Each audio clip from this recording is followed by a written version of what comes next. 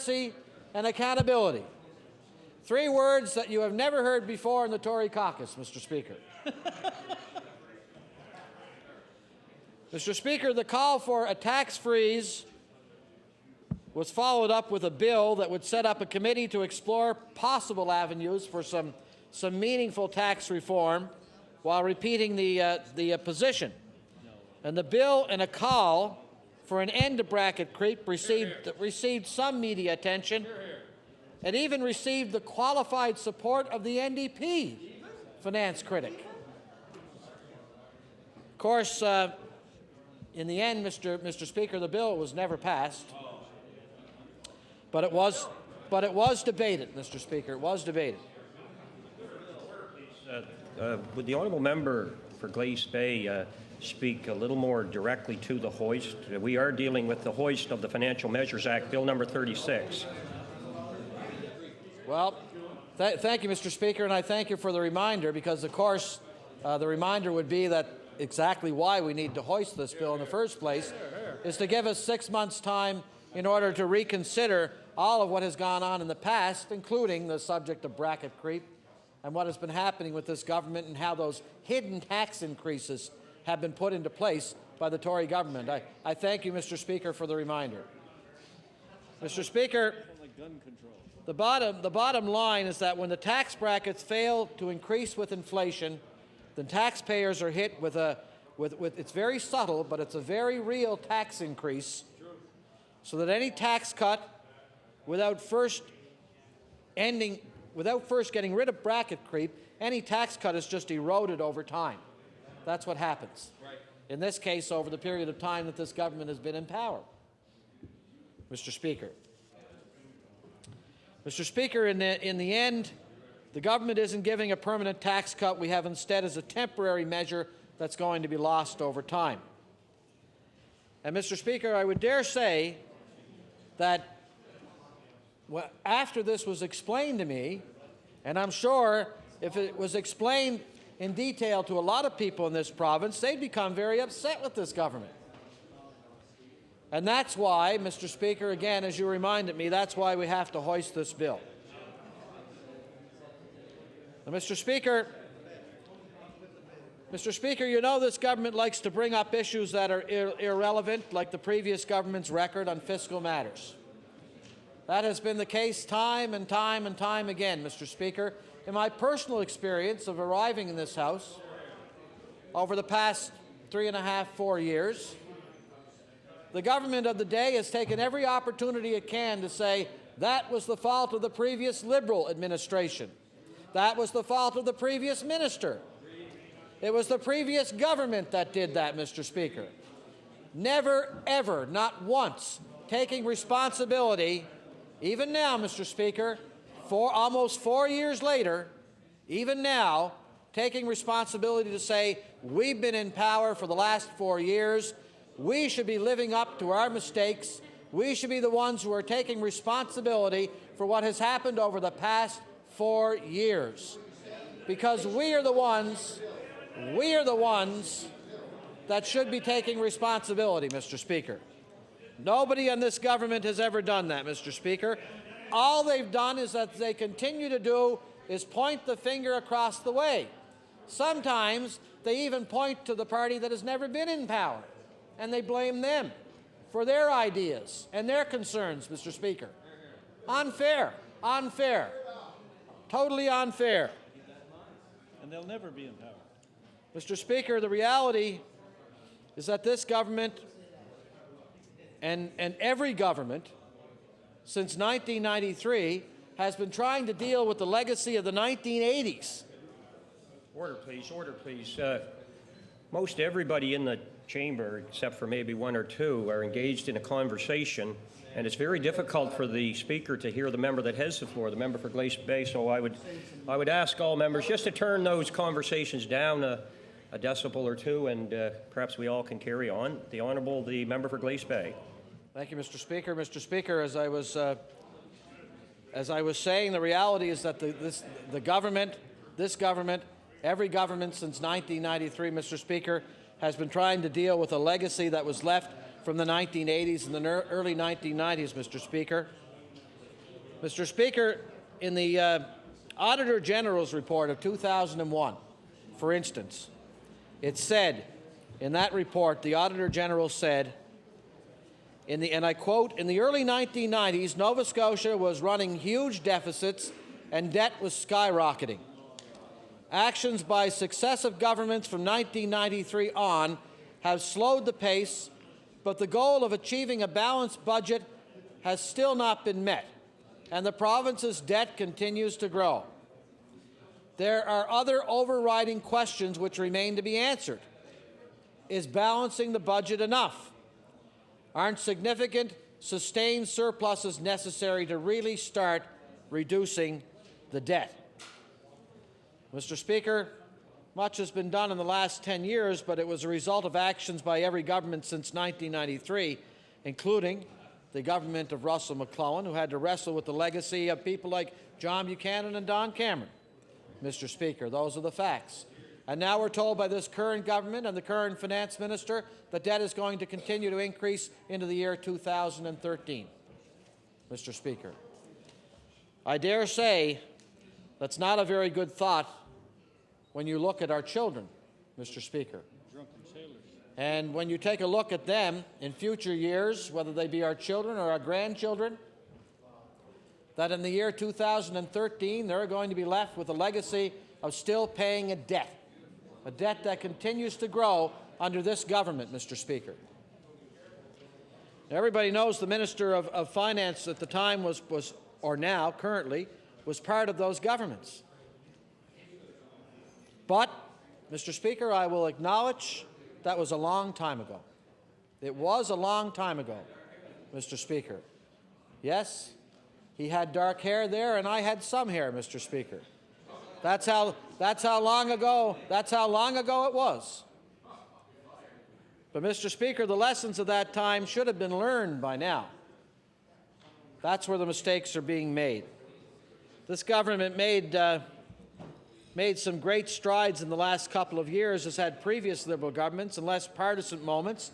The minister has acknowledged this. The tax scheme went forward, the budget tabled, something all of a sudden went horribly wrong, Mr. Speaker. And the last budget marked a turning point in Nova Scotia history, because the lessons of the past have been thrown aside, and now we've reopened the floodgates of spending, Mr. Speaker, which puts us in a very dangerous position. The borrowing continues. It continues to put future generations at risk. Our children, our grandchildren. A promise, Mr. Speaker, that the Premier of this province, when he was campaigning in 1999 in the Blue Book, a promise that the Premier of this province made that he would not let happen. He would not continue to borrow. The debt would not continue to increase. We would not manage this province, the future of our children and our grandchildren. A promise from John Hamm, Mr. Speaker. But what we have is an unprecedented tax scheme that's been unleashed upon the people of Nova Scotia. The floodgates have opened, the borrowing continues, and we have put future generations at great risk, Mr. Speaker. Mr. Speaker, I think if you went through the coffee shops and the restaurants, the bars or whatever, sat down and had a chat with ordinary Nova Scotians over the past few weeks, they would tell you almost to a person that the $155 rebate check that this government is about to hand out in the next month or so is nothing more than a vote-buying scheme, Mr. Speaker. It's an indication of that kind of cynical politics that the Premier promised that he would not engage in, that kind of cynical partisan politics that Nova Scotians in this province are sick and tired of. The kind of politics that Nova Scotians have said time and time again they want no part of anymore, Mr. Speaker. And they've given that message to all three parties in this province, Mr. Speaker. But again, it's almost election time. It's just around the corner, Mr. Speaker. So that kind of cynical politics and those kind of promises made by the Premier are thrown out the window. And the Premier said the other day in question period with a great amount of glee that it's time, almost time for Blue Book 2. Blue Book 2. Oh, Mr. Speaker, I'm scared. If Blue Book 2 is anything like Blue Book 1, I don't want to see the sequel, Mr. Speaker. I don't need to see it. Mr. Speaker, turning to the past, let's go back a bit if we shall. Let's go back to 1989, for instance, Mr. Speaker, and in particular on May 5th, 1989. There was a very optimistic and glowing budget tabled by the Honourable Finance Minister at the time. In that budget, the economy was growing, unemployment was down, but there were some signs at that time that it would not continue. And for those of you who might wonder, I think it was Greg Kerr who was the finance minister at the time. Now, it might have been recognized at that time, but by that time, it was too late, and I mean to recognize the signs that that recovery would not continue. That day, the government was warned by the Liberals that the day of reckoning was near. Well, Mr. Speaker, the day of reckoning did come, and it hit the Tory government at the time. It hit that Tory government over the head like a hammer, Mr. Speaker. In 1991, another budget showed that there was a recession. Unemployment was up, revenues were down from transfers, interest rates were about 13% at the time, Mr. Speaker, and the ground fishery was on the verge of collapse. Well, Mr. Speaker, the government of John Buchanan was warned by one Bill Gillis that the day of reckoning was coming, and Mr. Speaker, he was right. He was right. So let me tell you about, before the heckling starts, Mr. Speaker, about what did the two finance ministers for the Liberal Party do, and that's to be expected. It's to be expected. Let me tell you about the relevance of 1989, the relevance to today, Mr. Speaker. Because today, Mr. Speaker, we're back to where we were in 1989. Thus, we have to talk about hoisting this bill for 6 months, because we don't want the day of reckoning to come again. Well, partly we do. We want to get rid of that government, Mr. Speaker, but we don't want to borrow any more on the future of our children and our grandchildren, Mr. Speaker. Because we've learned that lesson. We've learned that that lesson is wrong. We've learned to do that is wrong, Mr. Speaker. The government is relying on a growing economy instead of sound fiscal management, Mr. Speaker, which is what's needed. The borrowing continues unabated. Borrow away. You need something? Borrow some more money. You need something else? Borrow some more money. Education? Borrow some more money. Health? Borrow some more money. Roads? Borrow some more money. Now, Mr. Speaker, we know that, in our own little worlds, when we leave here, in our own little private worlds, in our own little homes, in our own little families, Mr. Speaker, we know that if we lived that way, it wouldn't take too long for the end to come, Mr. Speaker. Alarm bells should be going off all over this province, Mr. Speaker, because this government is not ready when the next day of reckoning comes. And it's around the corner, Mr. Speaker. It's around the corner, and it's Nova Scotians that are going to suffer, Mr. Speaker. Interest rates are at their lowest levels since the Depression. In the United States, the economy is growing. It's slowing, rather, and the growth in the offshore has stalled. It's practically kaput, Mr. Speaker. So this, among any time, is not the time to all of a sudden open up the floodgates and say, let's go ahead with all of this spending. It's not the time, Mr. Speaker, to keep borrowing, and it's certainly not the time to implement a tax scheme that is aimed at buying votes. It's not the time. Mr. Speaker, this government has bragged because it's spending $250 million on capital. And they have justified that borrowing by saying that it's for schools and roads. Well, Mr. Speaker, let's go back in time again a little bit. Let's go back to the budget of May 14th, 1991. Mr. Speaker, at that time, the government borrowed $260 million for capital.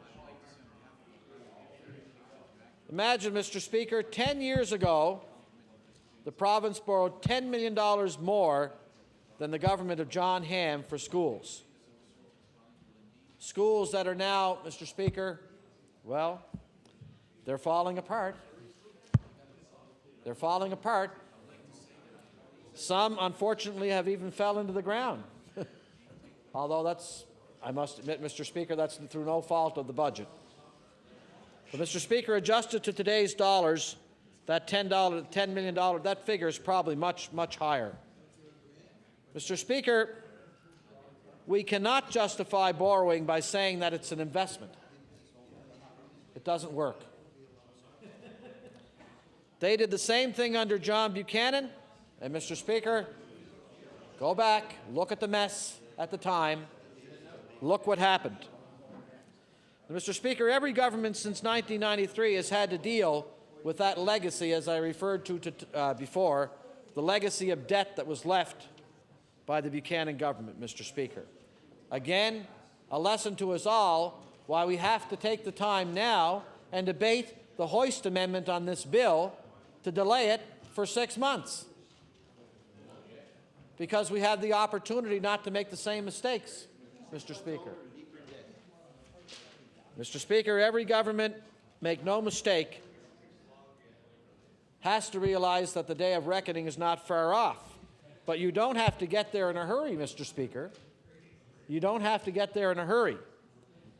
If interest rates go up, if the economy shrinks, then this province is going to be in big trouble, Mr. Speaker. Big trouble. And the most alarming part of the whole budget, it's not the numbers, Mr. Speaker. They're not the most alarming. Not even the attempt to buy votes with the $155 check, Mr. Speaker. That's not one of the most alarming parts of this budget. It's the attitude, Mr. Speaker. It's the attitude of the Premier. It's the attitude of the Finance Minister. It's the attitude of the whole government, Mr. Speaker. And their attitude, if they continue to dig in, it's going to be their attitude that will ruin Nova Scotia. Mr. Speaker, the Finance Minister of this province said, yes, we are borrowing, and we make no apologies for that. We make no apologies, Mr. Speaker, the words of the Finance Minister. Well, Mr. Speaker, my question is simple. Who's going to pay it back? It won't be us, Mr. Speaker. Most of us will not be here. It'll be our children. It'll be our grandchildren. It'll be their children that end up paying a debt that continues to grow, a debt that the Finance Minister the other day and his officials admitted is still going to grow into the year 2013, Mr. Speaker. The minister will be collecting his pension by the time the bill comes due for the reckless borrowing of this government, Mr. Speaker. So I find not only the Finance Minister's attitude, but the Premier's attitude and the attitude of the government very disturbing, Mr. Speaker. It was the Premier of this province that said he would not add to the debt. He said he would not borrow against his grandchildren, and he said he would not cynically try to buy votes. Those promises were all made in the Blue Book, Mr. Speaker, to kick off the election campaign of 1999. And now, Mr. Speaker, what we have with this cavalier attitude that is shown by the government and its leader, the Premier, is an attitude that could bankrupt this province, and it's an attitude and a position that has been taken that will mortgage our grandchildren's future, Mr. Speaker. So the tax issue, although to some, and the debt issue, although to some, may be somewhat boring and mundane, not a subject that you want to talk about all the time, to toss around all of those figures and all of the acronyms that go with it, the tax system, the Tony, is that what they call it? And also the bracket creep, you know? You throw around all those things and everybody says, this isn't really exciting. This really doesn't get anybody's attention. But what does get their attention is the moment when they look at their children or their grandchildren and they say, I'm going to leave them behind a nice, great, big, fat debt to pay in the year 2013, 2020, 2025. You know? They're going to be running around reaching into their pockets and looking for money to pay the debt and to pay for the mistakes of this government, Mr. Speaker. Mr. Speaker, I'm pretty sure if you wanted to take a look at, say, what this government has tried to sell this whole thing with is the $155 check, you know, the rum bottle budget and the $155 kickback. Here's your check. And I'm sure, I know that a lot of Nova Scotians can use $155. Give me the money, Mr. Speaker. You're going to take that $155 check, and I've talked to constituents in Glace Bay, in my home constituent, and say, yeah, I'll take the money. Give me the money. I'll take the $155 check, and I'll go buy something that normally I couldn't buy. You know, I might go down and buy an article of clothing. I might go buy a couple of new pair of shoes. I might go to the liquor store. I might buy a bottle of rum because this is the rum bottle budget. Or I might not. And everybody has said that I've asked, yes, I'll take that check. But you know what, Mr. Speaker? The ironic part is not one person that I've talked to has said, I'll take the check and I'm changing my vote to Tory. Not one person. Not one person has said that. As a matter of fact, they've gone as far, Mr. Speaker, to say, I'll take the check and I'll never vote Tory. Or I don't appreciate what they're trying to do with this, but I know the difference, but I need the money. I need the money. And the sad part is that those who need it the most in this province, and there are over 300,000 of them, over 300,000 people in this province will not get one red cent back. They won't see that $155 because they don't pay provincial income tax. They don't pay provincial income tax, Mr. Speaker, because they are the people in this province who are on social assistance. They are the people who are on low fixed incomes, Mr. Speaker. They won't see a dime. Pensioners, absolutely nothing. You know, Mr. Speaker, the people, as I said, who need it the most. The people, and I'm sure every Tory MLA on the government side, including the backbenchers, they know in their riding that there are people who need that money. That if you gave them that extra $155, they would run out and they would spend it in shops and on services in their community. That would be a huge boost, Mr. Speaker, to that area, in particular, to businesses or whatever the case may be. But think about the numbers, Mr. Speaker. Yes, granted, 400 and some thousand will get the check and they'll do the same thing. But those 300 and some thousand people who need it the most, as I said, will not get a dime from this government. Every member of the cabinet, Mr. Speaker, every member of the Executive Council, every cabinet minister in this province is going to get a $155 check. But not those 300 and some thousand people who need it the most. They're not going to get it.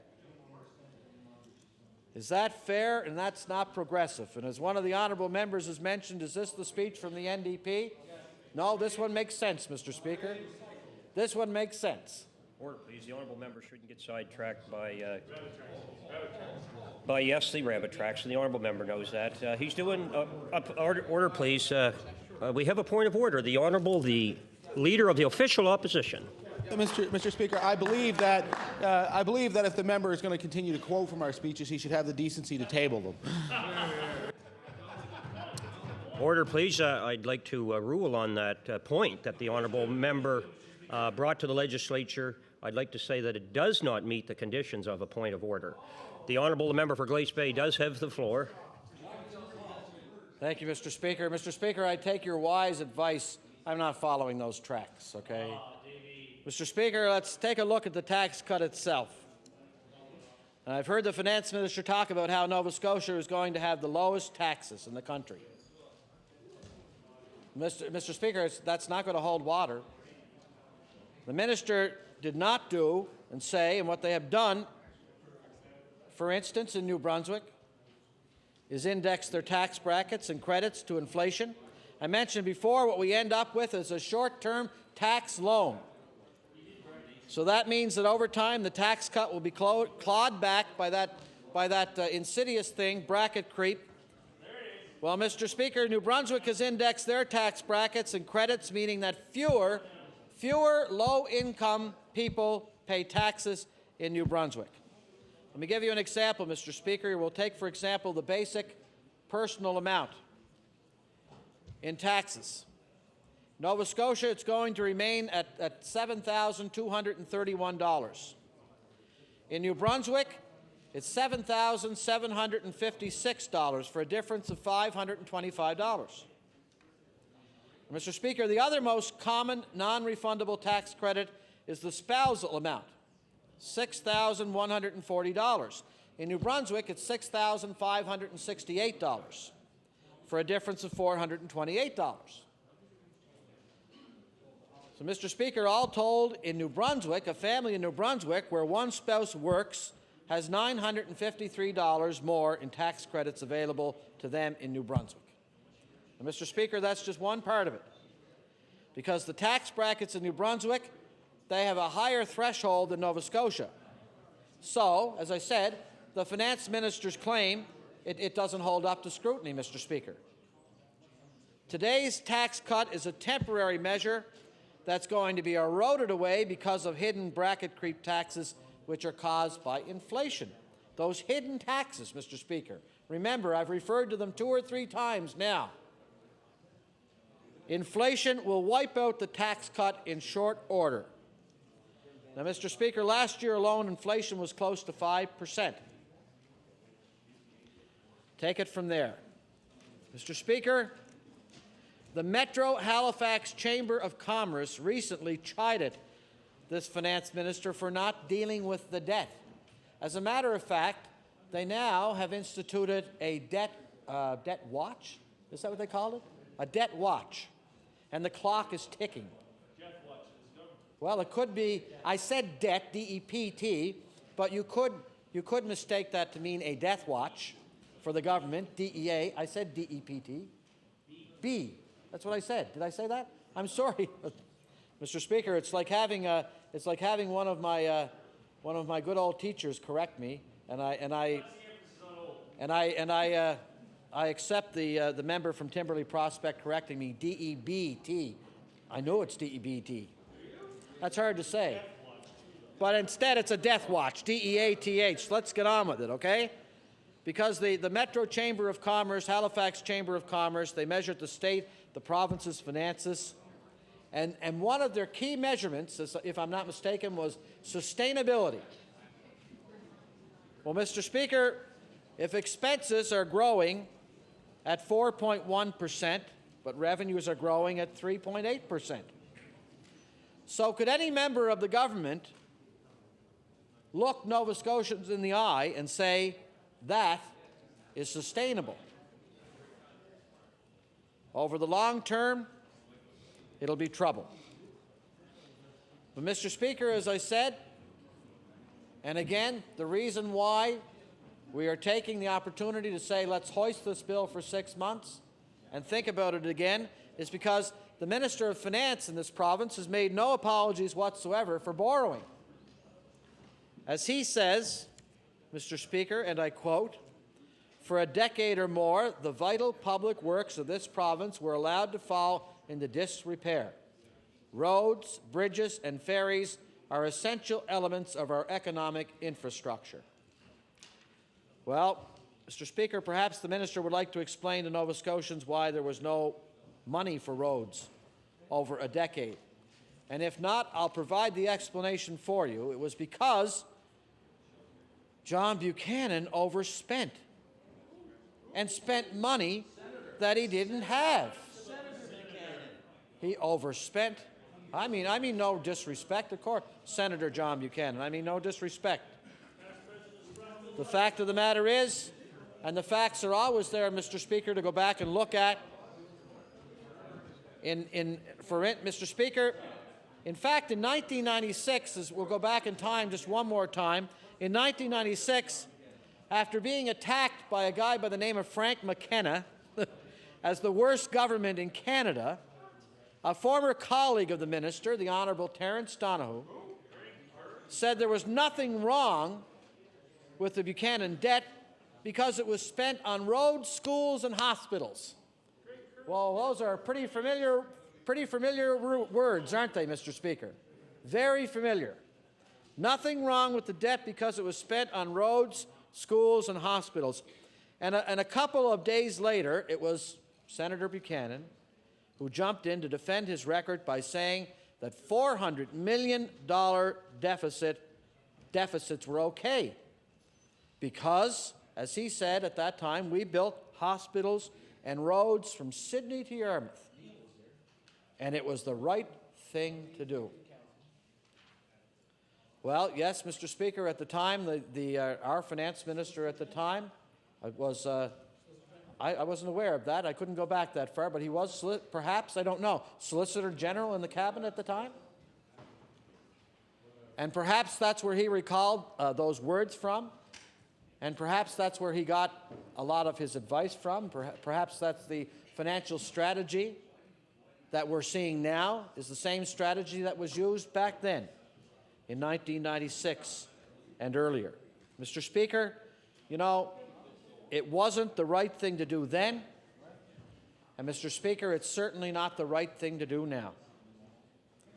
Mr. Speaker, what we have hit here, the government is pretending that there is not a problem, but what we have hit in Nova Scotia at this time is the danger zone, Mr. Speaker. That's why you have the Halifax Metro Area Chamber of Commerce coming up with a debt watch, because they know we're there. That hand is going to go into the red, and the alarm bells are going to start ringing, and it's going to happen. Maybe not, as I said, not to us, Mr. Speaker, but it's going to happen to our children and it's going to happen to our grandchildren. And they're going to be left with our legacy and the legacy of this government and the legacy of this Premier and the legacy of this Finance Minister. The legacy of a debt that will bring them down, Mr. Speaker.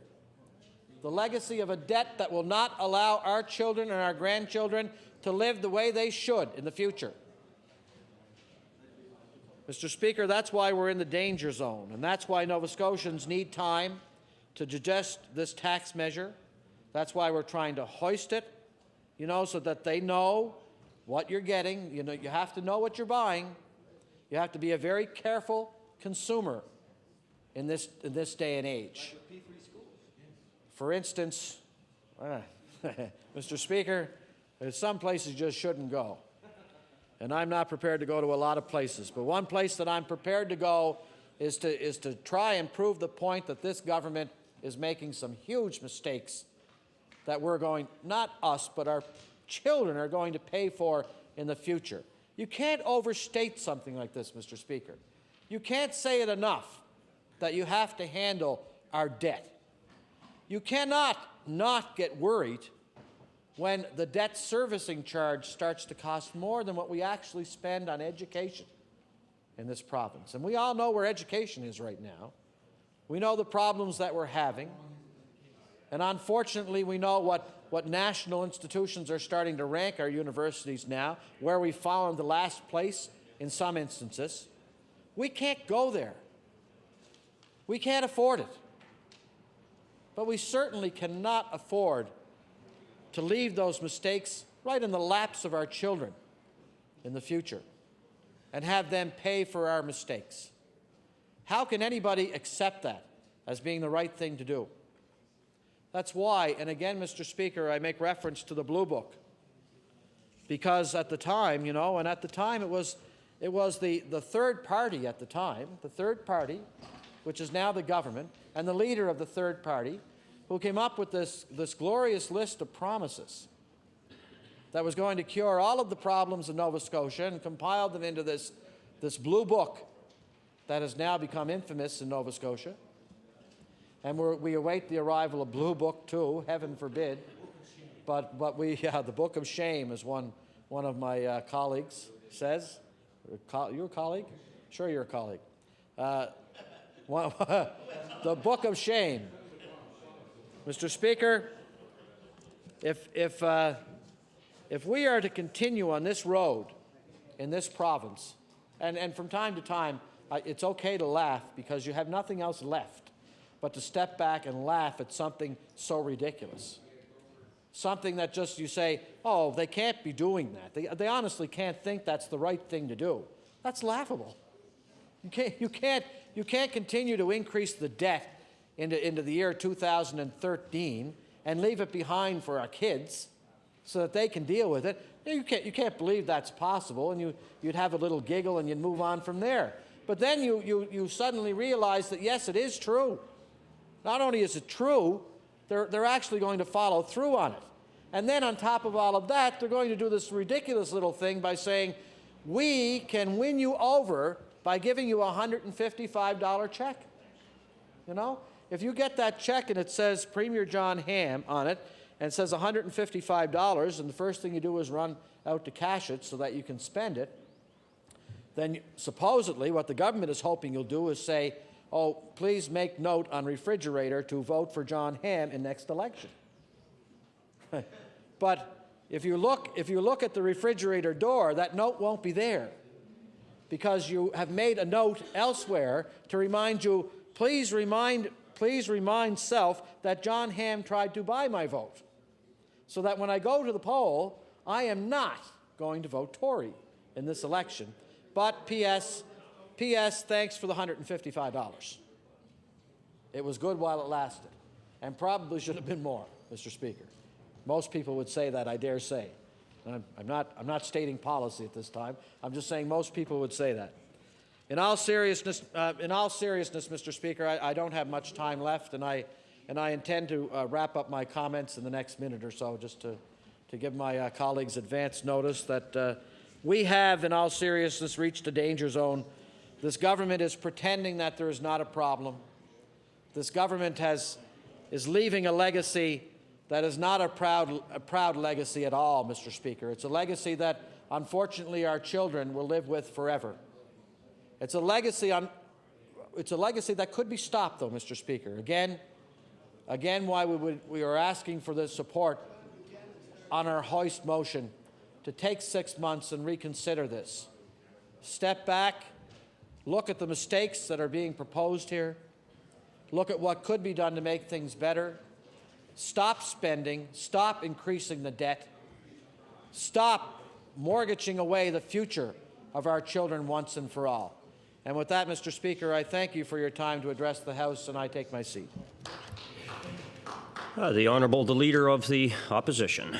Thank you very much, Mr. Speaker. I certainly welcome the opportunity at this time to join the debate on the hoist motion, this motion to set aside the Financial Measures Act for a period of 6 months in order to allow for the appropriate consultation to try and determine whether or not there are better ways in which we ought to be able to administer the financial affairs of the province. And I couldn't help but notice that my colleague in his speech made constant reference to a former premier in this House, Mr. Speaker, John Buchanan, Senator Buchanan, who's now located in the other place. It is true, Mr. Speaker, that we will be forever in his debt. There is no doubt of that. But I should remind my colleague that when that mortgage does come due, part of it will bear the name of Bernie Boudreau and of Don Down, and part of that legacy is a result of the actions taken by the former Liberal government.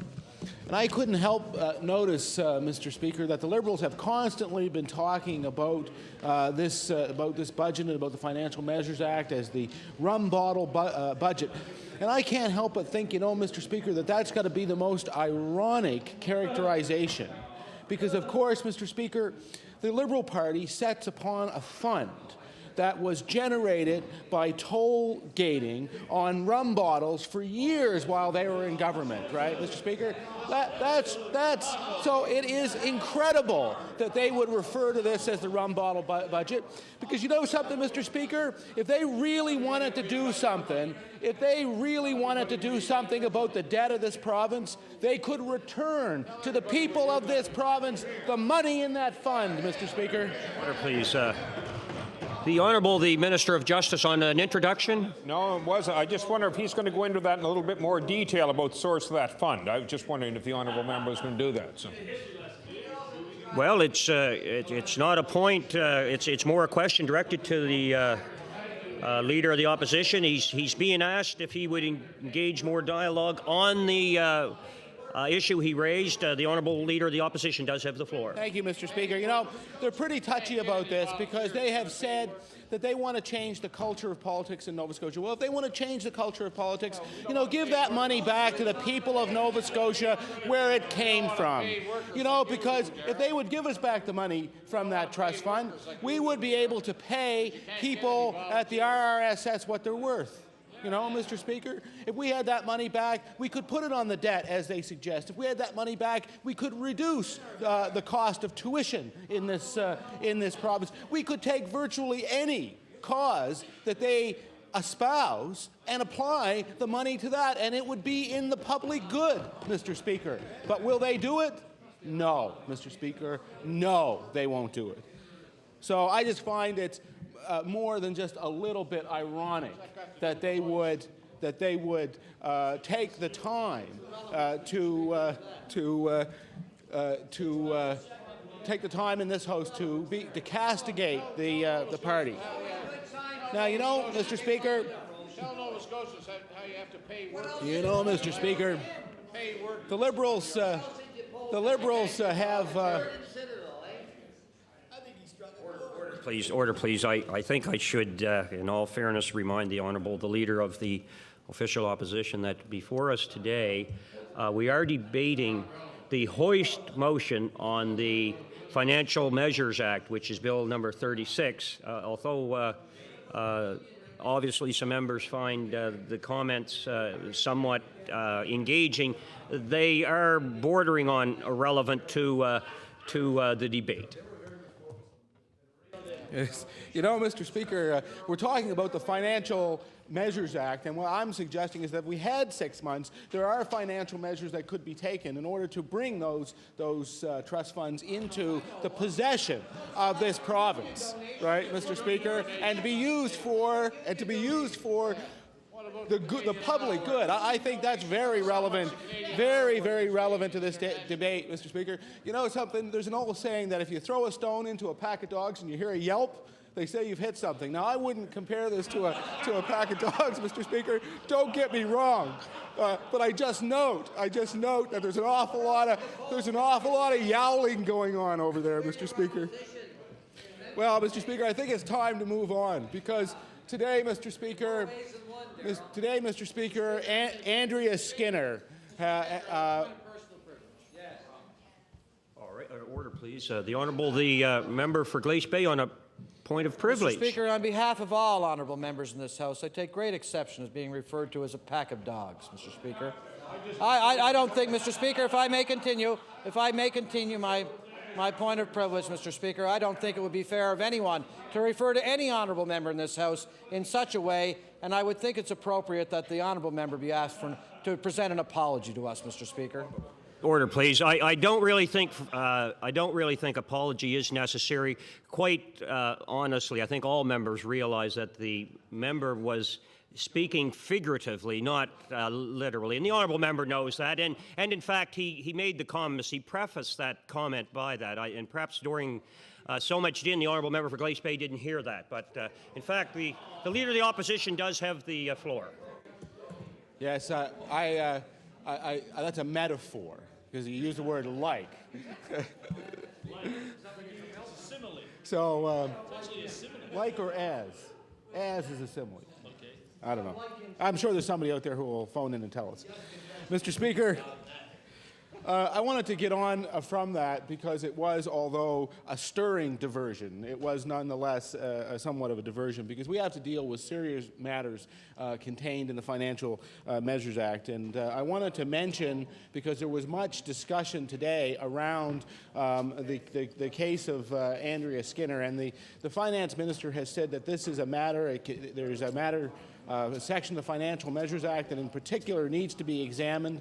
It has to deal with an exemption which would allow the casino to operate in defiance, essentially, of the bylaw of the Halifax Regional Municipality. And I know that the minister has said that this is preemptive in nature. And permissive, I think he said, though, that this gives them the power to do something that they may have to do but don't want to do. But of course, the other alternative to that is that the minister could have brought forward a piece of legislation that simply said that that element of the contract doesn't apply in this circumstance. He could have done that, could have amended the contract by legislation. And before the minister says, oh my goodness, we could never do something like that, well, you know something, Mr. Speaker, when it came to Bill 66 and they were going to impose an entire contract on healthcare workers, they had no problem. They had no problem amending the contracts of working people. They do that all the time. This government shows no compunction about managing and amending their contracts, but when it comes to the contract of their buddies operating the casino, well, Mr. Speaker, that is a completely different matter. And I said Bill 68, I believe. So, Mr. Speaker, I wanted to point that out because given the fact that if this motion is successful, the Minister of Finance will have 6 months to draft that kind of legislation, which I think would be much fairer than what he's presently undertaking in order to confer, Mr. Speaker, and I say this with all seriousness, he is conferring a preference on the casino operator. You might know that that is actually, in some areas of law, not allowed by statute, Mr. Speaker. You are unable to confer a preference on creditors, for example, Mr. Speaker. I think the minister ought to take the 6 months under the Hoist motion to consider that. I think it's also important to have a look at what the Blue Book said and compare that to the measures that actually exist in the Financial Measures Act to see if what they're doing now is actually in the manner of executing the plan which they said they were going to undertake. Of course, they said that they were going to establish a long-term funding base for our schools. Now, Mr. Speaker, in 2002-2004, there was $6.4 million enrollment clawback from the boards. Of the total injection of $43 million for public education, the teachers' union has said that they will barely cover the negotiated salary and benefit increases. Not only was there an enrollment clawback, Mr. Speaker, but the province has downloaded $2.9 million more onto the boards, and that is to say, Mr. Speaker, that municipalities, the position that the province takes, I guess is a better way to put it, is that the municipalities were supposed to have been paying that additional $2.9 million and weren't, so they're going to pass this along to them. The Blue Book recognized what I think were some salient facts about the situations in our schools prior to this government coming to power. They said too many teachers are faced with overcrowded classrooms and scarce resources.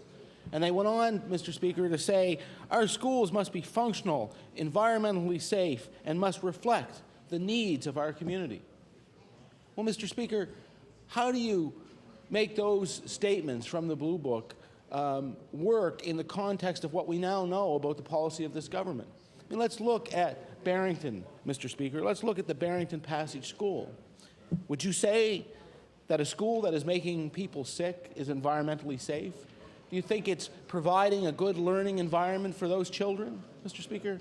I don't think so, and I don't think that the parents of those children in Barrington Passage will agree with this government. I think that, as the member for Shelburne knows, that these people are very upset at what they see as a lack of attention to one of the most basic, one of the most fundamental requirements for receiving a decent education in this province, which is that the building in which they send their children to school are going to be environmentally safe, that they are not going to miss time from the schools because they are ill, Mr. Speaker. What about the other requirement that they set up? They said the government, then the third party running to be the government and eventually successful, said that these schools must reflect the needs of their community. Well, Mr. Speaker, how does that apply in the context of what's going on in Dominion?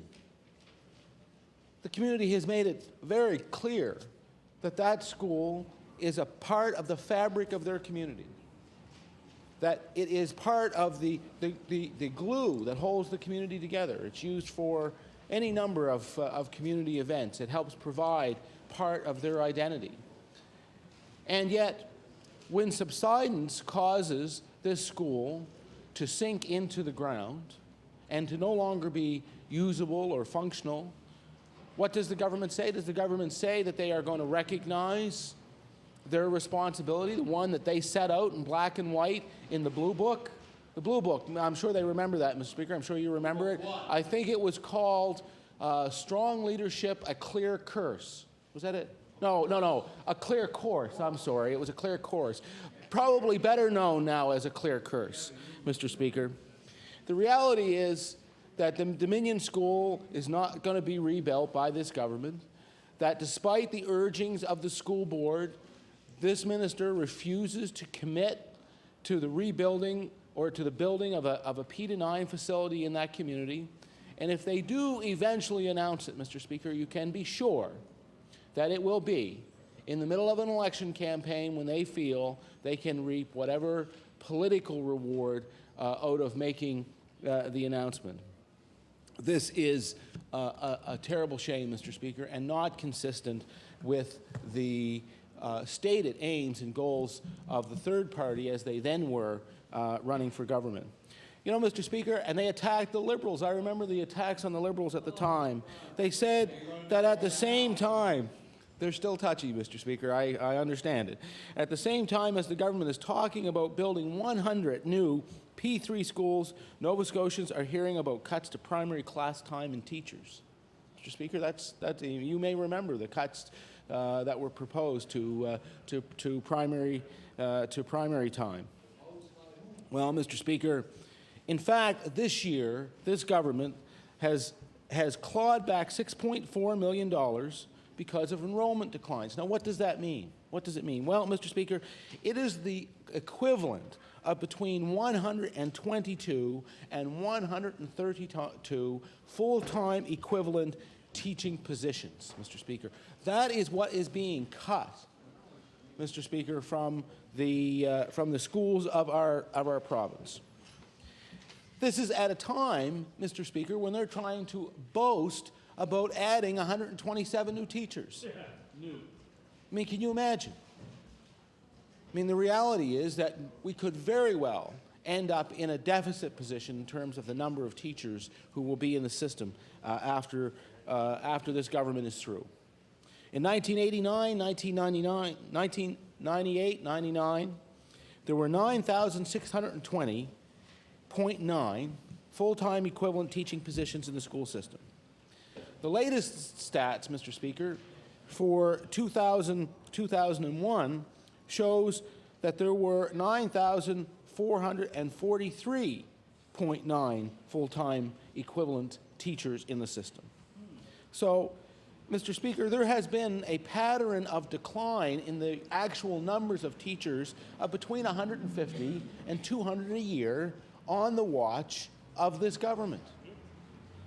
So, Mr. Speaker, it's a far cry from enhancement to the school system, and you don't have to look any further than the implementation of the Special Education Implementation Review Committee. The SEIRC, Mr. Speaker, has recommended to this government, and let's remember, this was a committee established by this government to look at the implementation of the integration policy in schools of this province and to report back to them.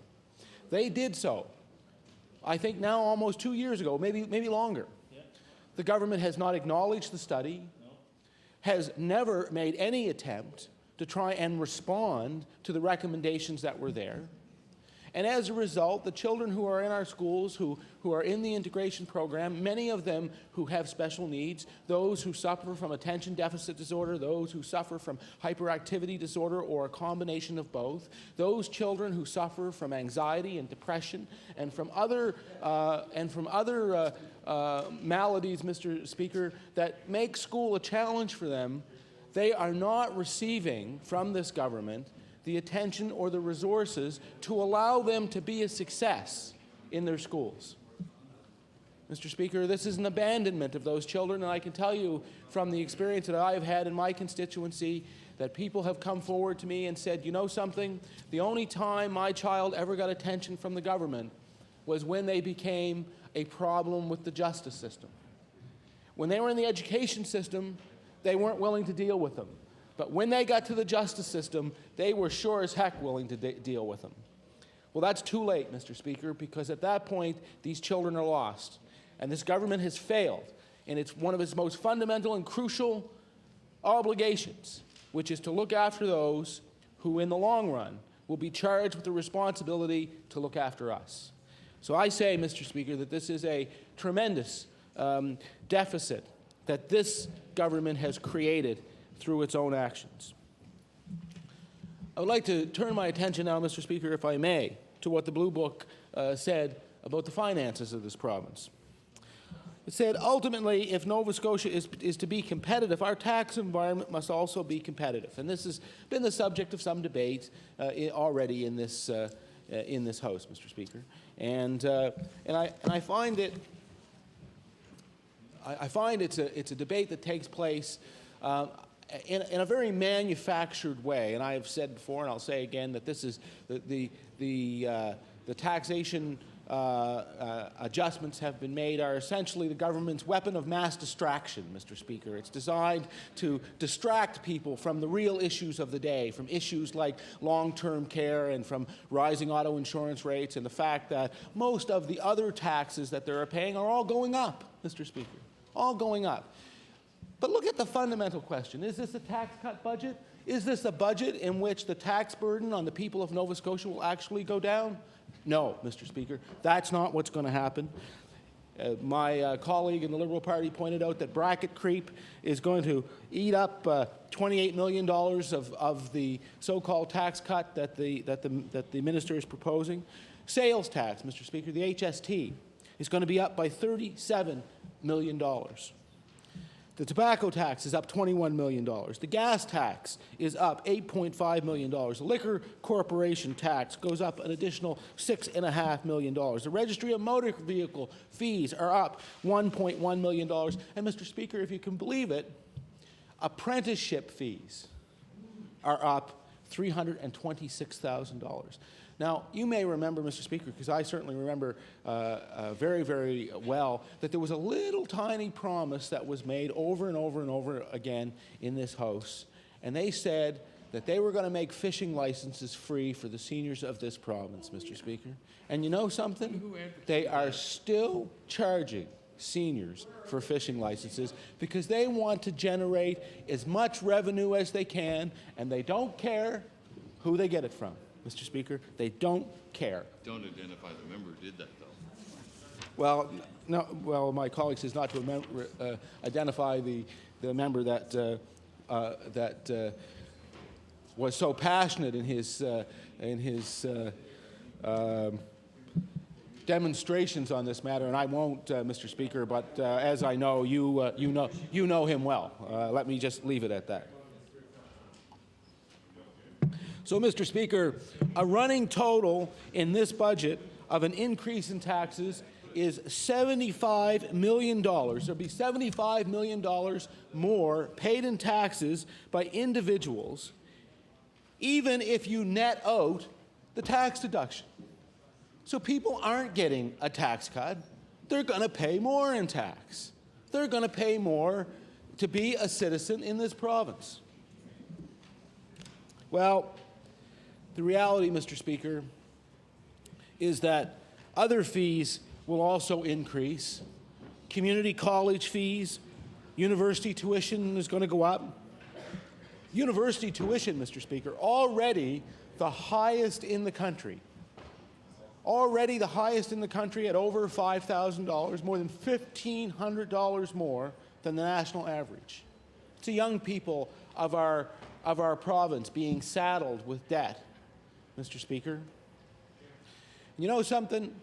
This government is the same government that canceled the loan remission program and for 4 years added $10 million worth of debt a year onto the backs of young people.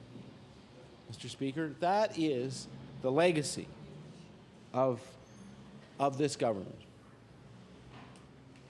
We know that the park fees are going up. We have seen, Mr. Speaker, through the district health authorities, the responsibility of the government, the imposition of parking fees in the lots of rural hospitals, Mr. Speaker.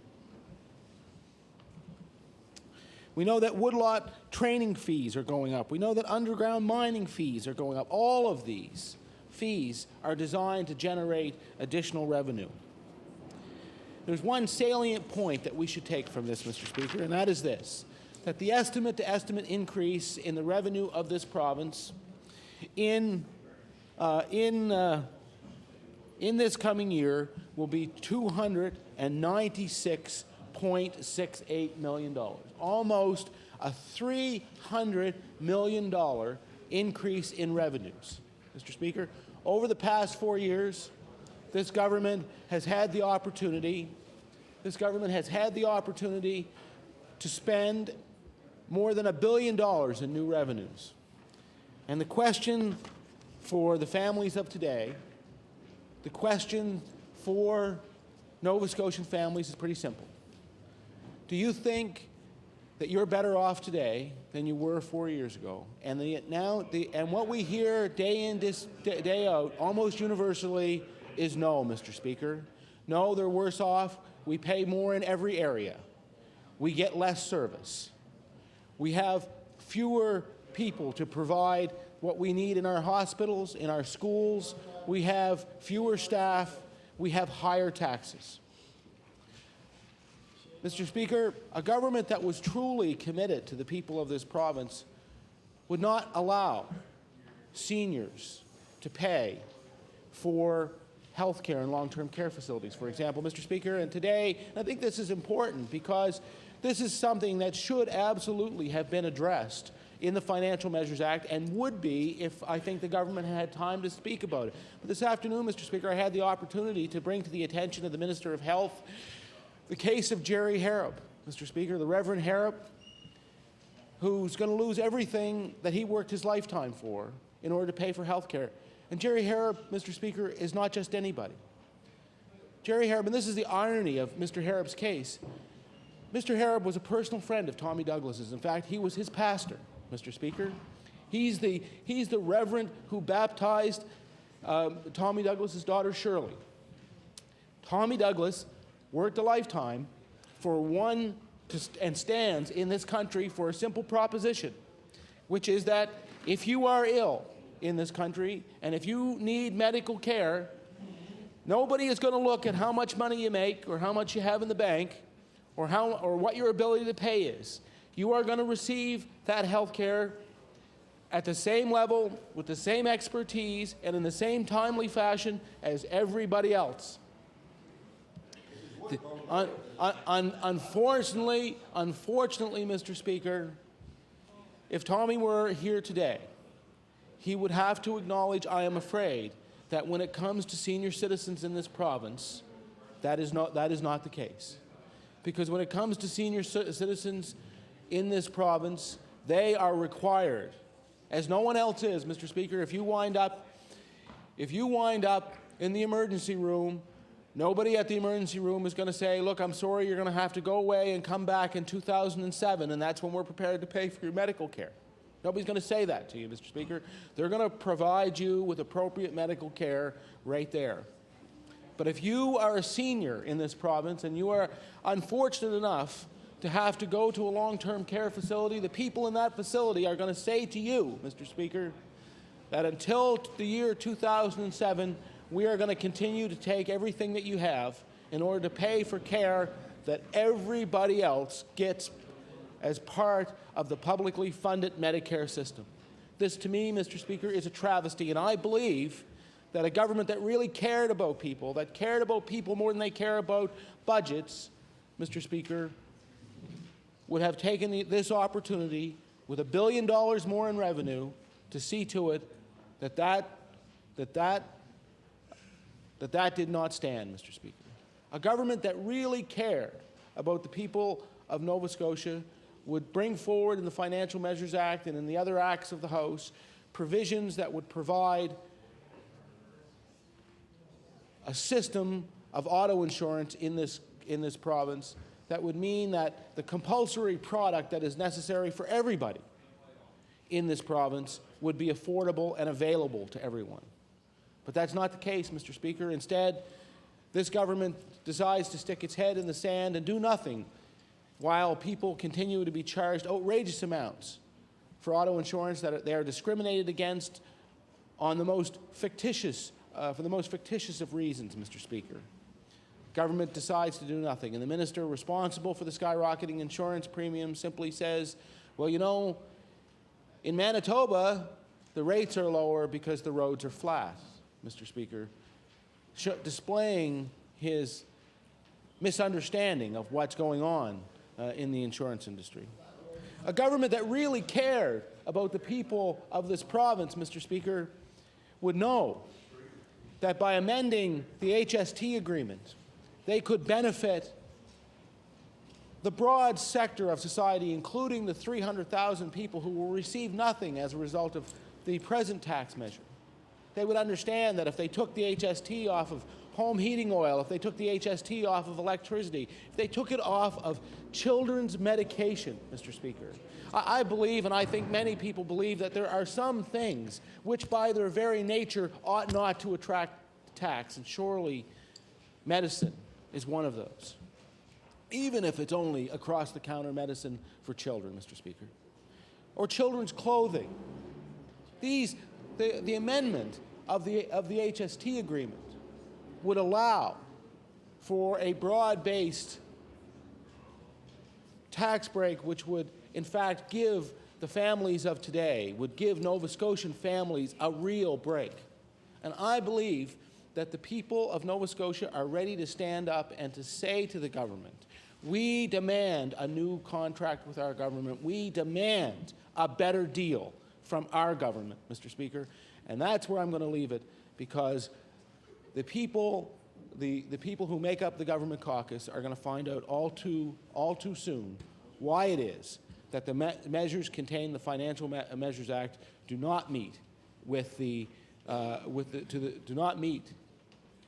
the obligation which they have set forth, Mr. Speaker, and is not satisfactory to the people of this province.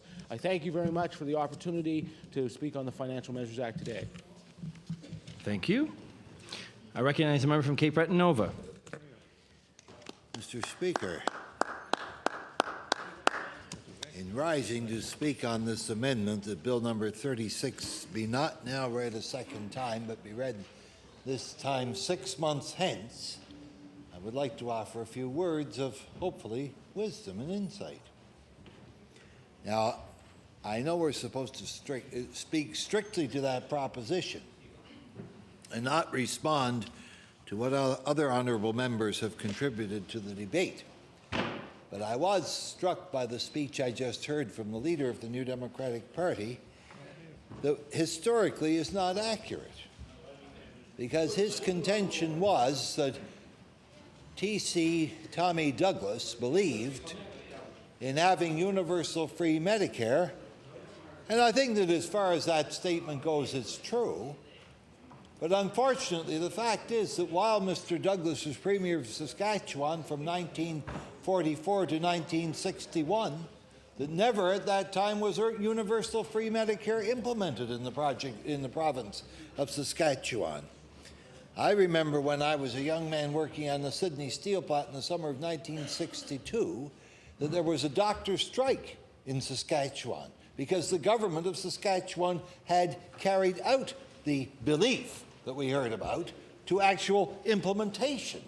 But at that time, Tommy Douglas was not the Premier of Saskatchewan. He had advanced, he thought, to federal politics and was running in the riding of Regina City, where unfortunately he received 12,000 votes to the Conservative winner's 20,000 votes.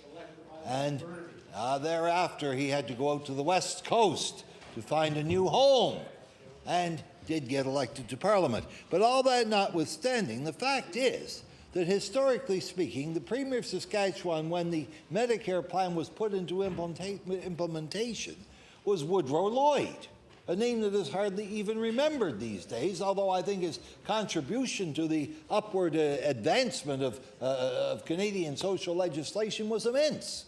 And Woodrow Lloyd got the Medicare through, overcame the doctor's strike, was able to get other doctors to come to Saskatchewan that had not previously been there, so that the net effect of the situation was that there were more, yes, from the UK, that's right, there were more doctors in Saskatchewan than ever before as a result. And further, in the election of 1964, Woodrow Lloyd's government was defeated. That government was not an NDP government, Mr. Speaker. It was CCF, which stood for the Cooperative Commonwealth Federation, a term that very few people today remember, except maybe the letters that stood for that. But I might say this, I don't want to get too far into dogmatism, but the Cooperative Commonwealth was maybe a misnomer, but it was a term that implied a socialist state. That's what it meant. The Cooperative Commonwealth was like, say, heaven, the ideal, the place where you finally get when you've done it all. And the Cooperative Commonwealth had nothing to do with the British Commonwealth of Nations that many people may associate that term with, but rather with a socialist state, as outlined in the Regina Manifesto of 1933. Now, the honourable member was reproved before for saying that some of us were dogs. I don't want to be a dog, and I don't want to be dogmatic either, Mr. Speaker, so I won't get too far down that path, but I just wanted to make that point, and I also wanted to make this point about the Liberal Party, that the leader of the Liberal Party in 1964 in Saskatchewan was Colin Thatcher's father, Ross Thatcher. And Ross Thatcher led the Liberal Party, and the Liberal Party of Saskatchewan at that time was considered to be very right-wing. And if they got into power, they were going to denationalize the boot factory and several other people's industries that had been set up under public ownership, and they were going to make things right. Well, they got in 1964, the Liberals. And did they abolish Medicare? No, they kept it in exactly the same form as they had inherited it, showing all-party support in a two-party system where the CCF and the Liberals were the two major political parties. The Tories at that time had, I think, one seat in the Saskatchewan House. They later rose to power under Grant Devine, whose rule was anything but divine, and they were pretty well annihilated as a result, those that weren't thrown into jail.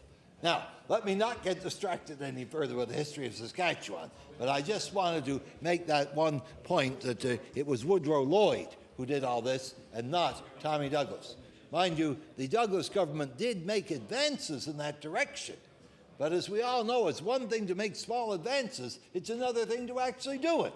Now, I see my speech has driven the leader of that party out of the House, so perhaps I'll now return to the amendment. No, he's not gone yet, I agree, and I know he's going somewhere else very important. I believe it's to a nominating convention, and we all have to attend to those things. So, now back to the bill. What is the amendment is that the bill be not now read, but be read this day 6 months hence. Now, the question is, why should we do that and not pass it right now? Well, I can approach that from two aspects. One is to go through the bill clause by clause, which I know I'm not supposed to do, but I mean, you have to give reasons why. So you got to look at what's in the bill, the concept of the bill, anyway, to deal with that from that point of view. And the other thing is to look at the objective evidence that's available. Now, this bill purports to be a financial measures act that's going to straighten up or tidy up or improve the finances of Nova Scotia, and if you support the bill, you want to see it passed. And if you don't support the bill, there might be reasons why, such as the demonstrated evidence of this government in power now for 4 years into what they have done over that time, that might convince you that these guys don't quite know how to do it. And their financial measures might not be worth supporting in the sense of give us more, approving them, applauding them, and encouraging them as they march onwards. I picked up today's Halifax Herald, the Chronic Error, I call it sometimes. But anyway, I picked up the Chronicle Herald today and found on page A3, I think it is. A3 it is. My memory is right, even if my eyes are not that good. Page A3, Nova Scotia debt will grow $600 million in 10 years. That's the headline. Now, since I've read the headline out loud, I think I'm supposed to table the newspaper article, so put that on the table if you could. And those that haven't read it yet, page 3 of today's Chronicle Herald will give you the story. It's up at the top of the page. Now, what does this article say? Well, it says that Nova Scotia is going deeper and deeper into debt. Nova Scotia's debt will keep growing for the next decade, Finance Department officials said Wednesday. The Deputy Minister of Finance, Howard Windsor, said that current trends and requirements in capital spending, projected revenue growth, and other factors mean that the government will add to the public debt until 2013, 10 years away. And Mr. Windsor told the legislature's Public Accounts Committee, the government has directed the department, that is me, to develop a realistic debt reduction plan that accelerates that timetable, and we intend to provide the government with debt reduction options in the very near future, unquote. Now, I'm further told, I wasn't at the meeting and I haven't read the answer of it yet, but I'm told by those that were there that the Deputy Minister was asked if he could produce the financial action plan and said, well, it's not quite ready yet. We're working on it. And he was asked, well, when did you start working on it? And I believe, I could be wrong, and if I am, they can correct me, that the answer was about 3 weeks ago I was asked to start coming up with a plan for reducing the public debt. Now, if that's true, that means that they've been in power for 4 years, yet only 3 weeks ago did they start coming up with the idea that it was time to reduce the public debt to the extent of asking the Deputy Minister of Finance to prepare a plan for doing that. That's the record. 4 years in power, 3 weeks that they, I don't know if you can say stepped on the brake or shifted the gear down, but they finally decided to do something about the uncontrolled, prolific growth of the public debt. Now, I tabled a resolution in this House earlier this afternoon commenting on this thing from a mathematical perspective. And I know how keen these people opposite are as students of mathematics, because they believe that the deeper into debt you go, the more your budget is balanced. That's a strange belief. Don't ask me to explain it. You know, it reminds me of William Aberhart in Alberta, who tried to come to power on the A+B theorem. That was the name of it. And when asked to explain what the A+B theorem actually meant, he got very flustered and couldn't quite explain it, but said, put us in power and we'll show you. All right? So it is with these I was going to say these lads opposite, with these people opposite. These people opposite. They say, well, we go deeper and deeper into debt every year, yes, until the year 2013. But at the same time, for the first time in 40 years, we have balanced the budget. That's the essential Tory doctrine as they're going out into this upcoming election. Mathematically, can you demonstrate it? You know, could you go to the blackboard, Mr. Speaker, and with your chalk show us how you go deeper and deeper into debt, and that brings you up at the same time, up and down all at once, and equals a balance? I don't know how. I've seen their budget. I've seen their Financial Measures Act. None of it demonstrates to me how you can go deeper and deeper into debt and still have achieved a balanced budget for the first time in 40 years. Now, if I'm wrong, I'm sure they'll all get up. Look at all of them as compared to only us over here, two of us. All them. All the manpower, all the people power, the woman power they have. Yeah. All they have to do is explain themselves. You know, it's like in court. I thought he was going to get up to retort. No, he's heading. No. I have to be quiet about that. Order. Here he's coming. Order. I've given the member a fair bit of leeway in the way that he's been approaching his debate, and I appreciate that, as usual, the member from Cape Breton Nova has a very entertaining speech prepared. At the same time, he has, on more than one occasion, recognized members who may or may not be here and may or may not be leaving, and I'm going to ask the member to refrain from doing that. I shall try and be good, Mr. Speaker. It's a challenge. No, I'll try and be good. Now, I'll look here strictly at the mathematical aspect of this and have nothing to do with the subjective aspect. That means the same thing as you just said. Now, how can you go deeper and deeper into debt and yet have a balanced budget? That's the question that I raised. Now, it involves addition and subtraction. You know, addition being the accumulation of wealth, subtraction being the loss of wealth. I think that much is easily agreed on and demonstrable. Now, the public debt is part of the budget. It may not be in a direct sense, but indirectly it is very much a part of the budget. And if we vote for the Financial Measures Act, especially to give it speedy and rapid approval, because that's what they're asking for. They don't want a 6-month hoist. They don't want a 3-month hoist. They don't want a 3 days hoist. They want the bill put through now so they can get out and do other things that may perhaps to them be more important. So, that being the case, what is the role of the opposition in all that? Is the opposition to sit over here and say, yes, yes, give us more? You know? I mean, there are countries, Mr. Speaker, where such a system of government prevails. I don't want to get too far astray, but you may be aware that in the People's Chamber, that's the English translation of the German Democratic Republic, there was not one party, the Socialist Unity Party, represented in the chamber at all. There were small representatives of other parties that were legally allowed to exist, so long as they supported the government. And so there was a contingent of Christian Democrats and a contingent, not of the Social Democrats, but of other parties. I think they had a farmers' party, the Bauernpartei, for the farmers to vote for. And they had other such little parties in their chamber. But all of these members voted with the Socialist Unity Party to support the socialist agenda. That was why they were allowed to exist. And we in the opposition in this chamber don't work the same way. If we don't like the government, we will say so. If we don't like the government, we will vote against the government. That is our right.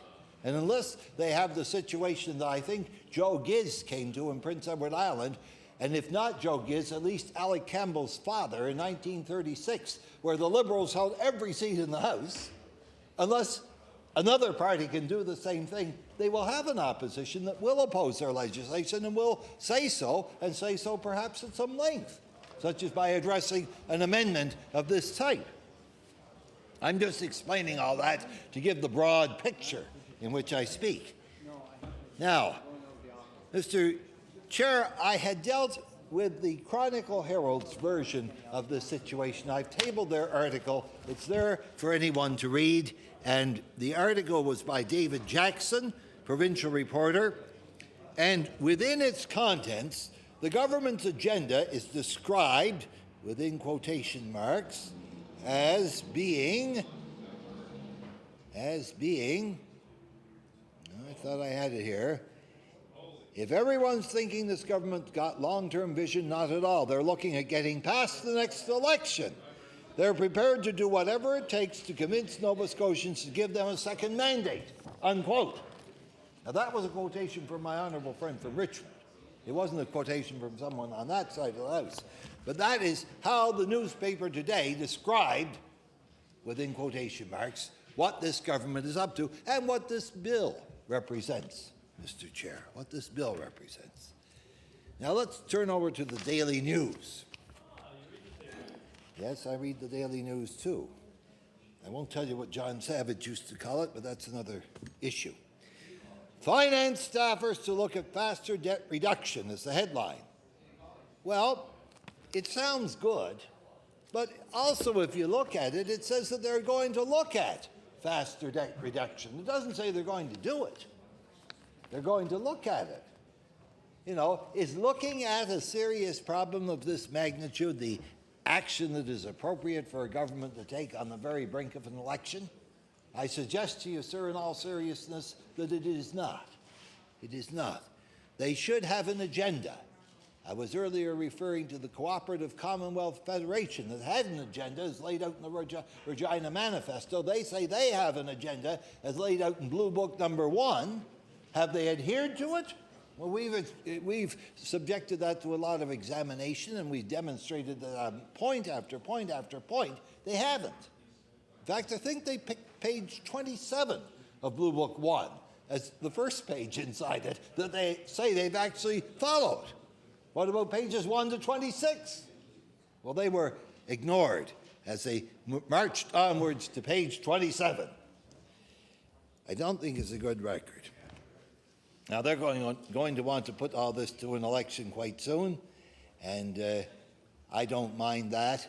I think there should be elections every 4 years. I know that as we get into the month of July, Mr. Chair, Mr. Speaker, as we get into the month of July, you will know that we will be going into year number 5. We will be going into year number 5. In a democracy, it's normal to have an election every 4 years. I know there are some, such as Brian Mulroney, that lost sight of that, but the extra weight for Brian didn't do him much good. I think that the results of that election were the worst in Canadian history for the Tory party, as they elected 2 members, Elsie Wayne, and who was the other one? Who was the other one? Was it Jean Charest? No, I don't think it was Jean Charest. It was? All right. There it was. I was more familiar with Ms. Wayne's victory in St. John because that's a little closer to here. But Mr. Charest later on saw the light, changed his affiliation, and is now the Premier of Quebec and leader of the Liberal Party of that province. And his victory in Quebec is a great benefit to Canada, I submit. Now, well, even the Tories, I think, deep in their hearts, still like what Jean Charest has done more than dislike it and wish the Parti Québécois was still in power. I just submit that for your consideration. Yeah. Now, Mr. Speaker, I was asked by somebody, I forget who, might have been an emissary from the NDP, if I wanted to go the full hour. I said I don't have any prepared speech. I don't usually. No, they get in my way. They get in my way. I remember when Angus MacLean was Premier of Prince Edward Island addressing a huge pre-election rally, and there was a speech handed to him about that thick to read word for word, and he threw it in the wastebasket and said, "I'm going to speak from my heart." And that's what I do. That's what I do. But I think that the evidence is there to show that this government has not met the need of the province on the financial front. That's my essential thrust here. That's my submission. Hey? Have they done the job well? Well, if so, the voters will support them, I suppose. You know, I can't deny that. I don't think that the way to approach the people is by way of the $155 check. It strikes me like something that Maurice Duplessis would have done in the province of Quebec. And, you know, I've never been a person that was profoundly appalled and shocked by Duplessis' record in office. He was a practical politician who knew how to win votes and how to win elections. And he was supported in his political life by, among others, Maurice Rocket Richard. Richard supported Duplessis. It's a fact. But I don't think the kind of politics that they practiced in Quebec during that period represented the best period of Quebec history at all. It was stated, I can't demonstrate it to be true, that as you drove down the highway, you could find out which areas were represented by the Union Nationale as compared to which areas were represented by Liberals, membres d'Assemblée Nationale, because, or députés, whichever way you want it, because the pavement would be there in a Union Nationale riding, and then when it ended, suddenly you would be on an unpaved road that was in terrible shape.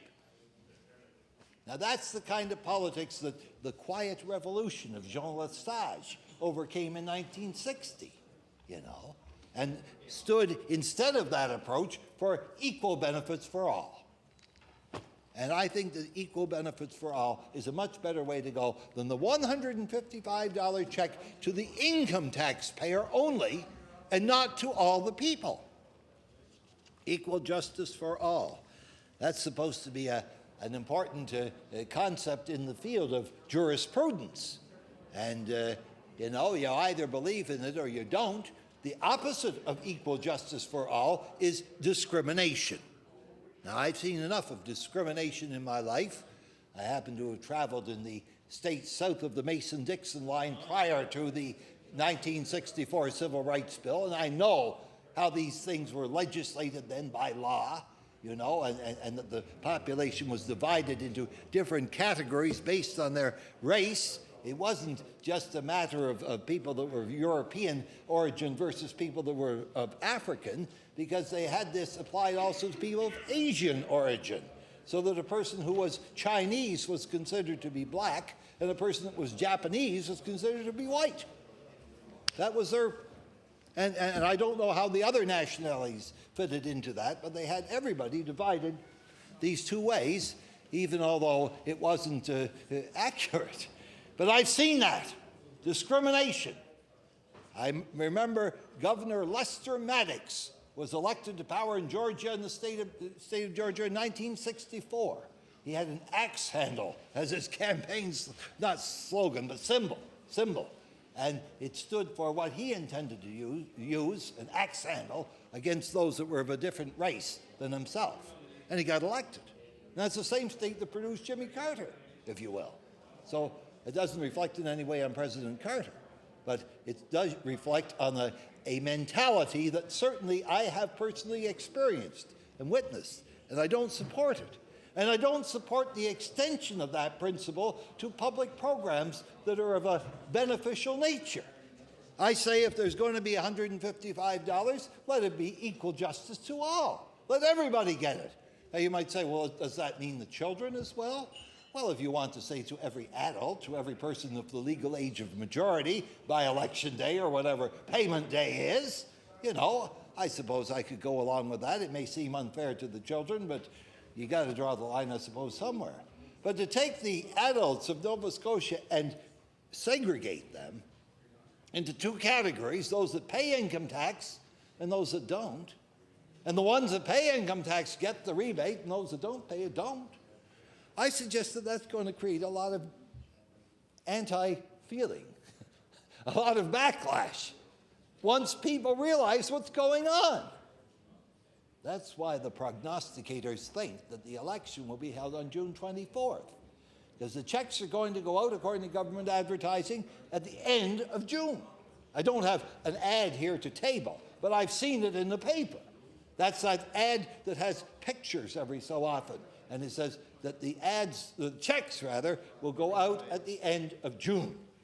well, you can't pay the checks, let the people realize that half the population is not going to get them, and then have the election in that order. It doesn't make any more sense than the Tory fiscal formula of going deeper and deeper into debt while claiming at the first time in 40 years to have balanced the budget. You know, it shows a perversity of thought that I don't believe even the Tories are capable of. They're going to go before check day, not after. Now, and they don't deny it. And why should they? Who would find fault with speaking the truth in this House? Nobody, not even me. So, I don't know what more I can say, Mr. Chair. It's not my desire to tie up the House or to prevent the bill from being dealt with one way or the other. I didn't say anything about the Mensheviks.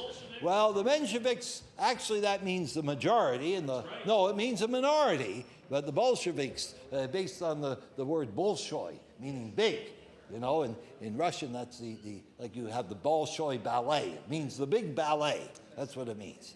And if you say, yeah, Bolshoi svinya, that means I am a big pig. You're a big what? Anyway. I'm not going to start getting into foreign languages, Mr. Speaker. The point is that the bill, we feel, is not worthy of support. That's why we're speaking against it. That's why we're supporting this amendment. And who moved the amendment? Manning? Good. Oh, I'm not supposed to refer to him by his first name. The honourable member for Cape Breton South. I commend the honourable member for Cape Breton South for having presented it. But at the same time, if they had have told me it was the honourable member for Halifax, Needham, or one of those up there, I would still support it because the sense of the amendment is, in my view, worthy of support. I rest my case. Thank you. I recognize the member from Cape Breton Centre. Thank you, Mr. Speaker, and I'd like to add my voice to this debate too in a 6-month hoist, Mr. Speaker, as put forward by the member for Cape Breton South, because, you know, obviously the idea of what's in the Financial Measures Act, Mr. Speaker, is of great concern to me, but as it relates to financial matters. But I guess one of the things that really want to make me rise to my feet on this occasion is why is a clause pertaining to the Gambling Control Act in the Financial Measures Act? And so that's why I think the crux of why we're here talking about a hoist motion, Mr. Speaker, because, you know, there's a history of, in this short-lived government of omnibus-style bills, Mr. Speaker, that they really don't ever, this government never really wants to take an issue on and to define it in such a way that Nova Scotians can clearly see what it's all about. It's been their style, if you will, Mr. Speaker, to put legislation and put a hodgepodge in there and hopefully cover up what they really want to do. Now, they got kind of caught out on that, on this Financial Measures Act, by putting forward in this bill around the Gaming Control Act, in particular what it is the idea of allowing the casinos in the province to have smoking. Now, the very base level of that and the result of that is obvious. And it's been proven today by a federal tribunal, if you will, Speaker, by granting Andrea Skinner her appeal, that she is now allowed to receive EI benefits because of the condition of which she left her work, which makes perfect sense. It falls in line if we had reasonable labor standards in this province and protection for workers, this wouldn't have even have been an issue. But what the government is attempting to do in its Financial Measures Act, Mr. Speaker, is to take what fuel rights workers do have and put them even make the bar even lower. That what they're going to say is, if you worked at we'll say, the Crown of Moose bar in downtown Sydney. That in that bar, you're not allowed to smoke. They've got VLTs there, Mr. Speaker. You're not allowed to smoke. And they like to tout themselves as being, well, we're doing a couple of things here by not doing that. It's we're making the environment better for everybody, plus we're protecting the worker. But that worker leaves that employee and goes to work in the hospitality industry, just, I would say, less than a half a kilometer away at our casino in Sydney. All of a sudden, that person is a beverage server on the floor, and all of a sudden they're exposed to secondhand smoke. And why is it? Because a government capitulated. A government has said, no, you know, that we can't allow that because something might happen. Now, what we do know, and it's proven, that secondhand smoke causes cancer. So that's not something that might happen, it's something that will happen.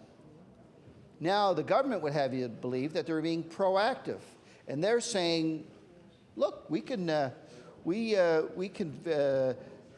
do this, and we're only going to use this hammer if the casinos use their hammer. And you know, it's like a little kid's game, Mr. Speaker. Quite obviously, it's like poking each other and say, you know, I dare you, as opposed to realistically trying to find a solution. Now, I sympathize with the government around having to maneuver around just an extremely inadequate contract with Casinos Nova Scotia, signed by the former government. I agree with this government on that. On that point, we do not disagree. It was and it's not only a burden on this government, it's a burden on all Nova Scotians. You know, it's a deal like, do I hear what the government is saying about being on the hook for over $100 million? Yeah, but I find it, you know, when we're talking about human life, I find that argument is kind of very, I guess the only word I can say is a base type argument, Speaker. So, but I hear where they're coming from. And, you know, as someone who myself had been involved in a different form, but have been involved with negotiations, I understand, I think I do anyway, Mr. Speaker, of understanding that in those negotiations, there's a form of give and take. And I'm going to get up to the IRS workers before about give and take, but I want to make a point here, first of all, about what atmosphere was that deal struck with casinos. You know,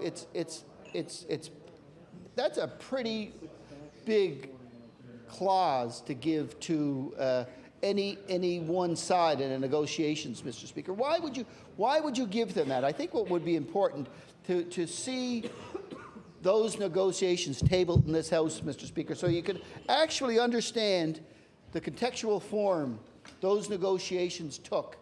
Why would you give so much away? Why, other than it was by a kind of a deathbed confession that a government that knew they were in trouble, the casino operators knew they were in trouble, and said, look, we're afraid that somebody else, if another government comes in behind you, if another party takes power, that they're not going to buy into this scheme that's not good for Nova Scotians. So what we need a guarantee beyond your mandate.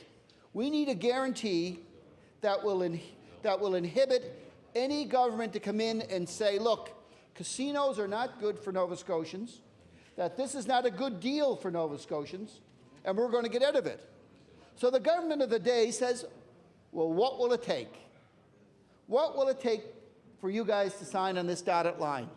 And this is what they lay out. They lay out parameters that you know, go beyond the scope of even probably hamstringing provincial governments Because what we see here is they've obviously even gone on to the realm of the municipalities and said, you know, even if there's bylaws, if the municipalities don't find that they're good business for their community, they're never going to inhibit us here. We're gone. Is there a were they gracious enough to say in negotiations, you know what, there'll be a period here where we'll get our money back, and that these will be enforced for, let's say arbitrarily, 5 years.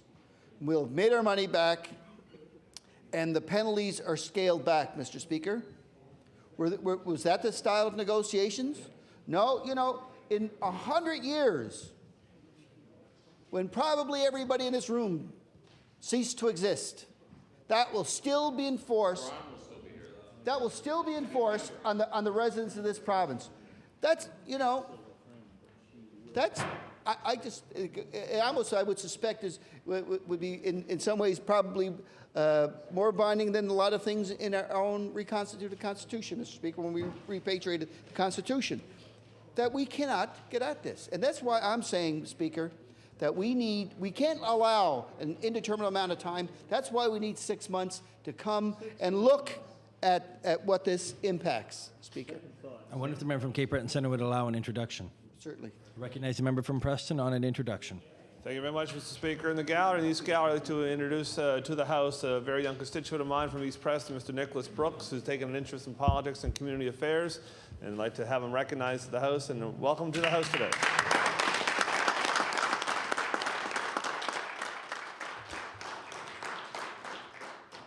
Thank you. I recognize the member from Cape Breton Centre. Thank you, Mr. Speaker. You know, I want to go on because, you know, when we're talking about hoists and hoist motions, there's a definable period of time we talk about, Mr. Speaker. You know, we talk about usually in the 6-month term, and I'm not as learned as some of my colleagues that are members of the bar and so on, and or have been in this House long enough to realize if hoist motions can go longer than 6 months, I'm not really sure if it can go longer than 6 months. But you know, Mr. Speaker, we see, and it's evident in and around this House in the last couple of weeks, and even I would suspect in the gallery today, that we have people that are here from RRSS, and they're victims of a system, again, that has, you know, it's antiquated and it's time for a change. And I talked to that about two particular things. One is the Trade Union Act, and the other is Labor Standards Code, Mr. Speaker. And I'm talking about a Labor Standards or Trade Union Act that not has had any serious revision in over a quarter century. And the only time they've really come into it to do any tinkering with it was to